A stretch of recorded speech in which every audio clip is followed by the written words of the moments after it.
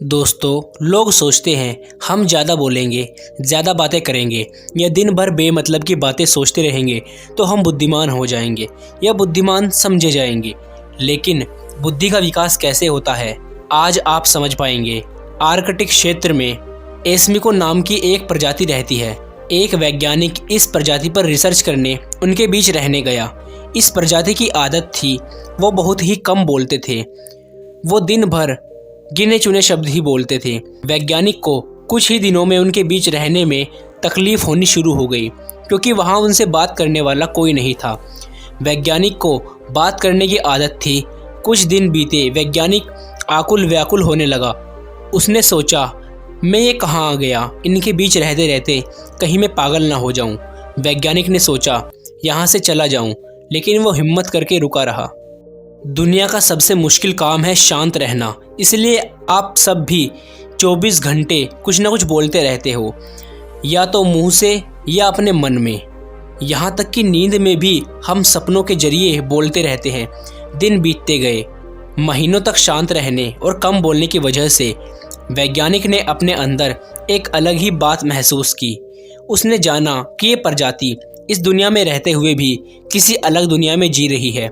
उस वैज्ञानिक ने जीवन में पहली बार दिमाग की थॉटलेस स्टेट को महसूस किया। दिमाग की ऐसी अवस्था जहां एक भी विचार नहीं होते और दिमाग पूरी तरह शांत हो जाता है। यही बात हमारे धर्म भी हमें सिखाते आ रहे हैं कि शांत रहना सीखो, कम बोलना सीखो। उसके पीछे भी यही कारण है। जब हम कम बोलते हैं या हमारे दिमाग में फालतू के विचार कम आते हैं, तो हमारे दिमाग की जो पावर बेवजह बोलने और सोचने में व्यर्थ हो रही है, वो कम खर्च होनी शुरू होती है। और जब हम फालतू चीज़ें में पावर कम खर्च करते हैं तो हमारी एनर्जी बचती है और हमारा फोकस बढ़ता है और बुद्धि का विकास होता है। स्वामी विवेकानंद जी का एक दिन में 700 पेज की किताब पढ़ लेना और याद कर लेना, यह सारी शक्ति उन्हें कहाँ से मिली होगी। शांत रहने से हमारी बुद्धि का नेक्स्ट लेवल पर विकास होने लगता है। सरल शब्दों में समझो, यदि हम अपने शरीर के अंदर मौजूदा एनर्जी को फालतू जगहों में खर्च होने से बचाना शुरू कर दे, तो वो एनर्जी हमारी बॉडी और बुद्धि के विकास में ट्रांसफॉर्म होनी शुरू हो जाएगी। इसलिए दिन भर ज़्यादा नहीं, कम से कम 1 घंटा शांत और अकेले रहना शुरू करो।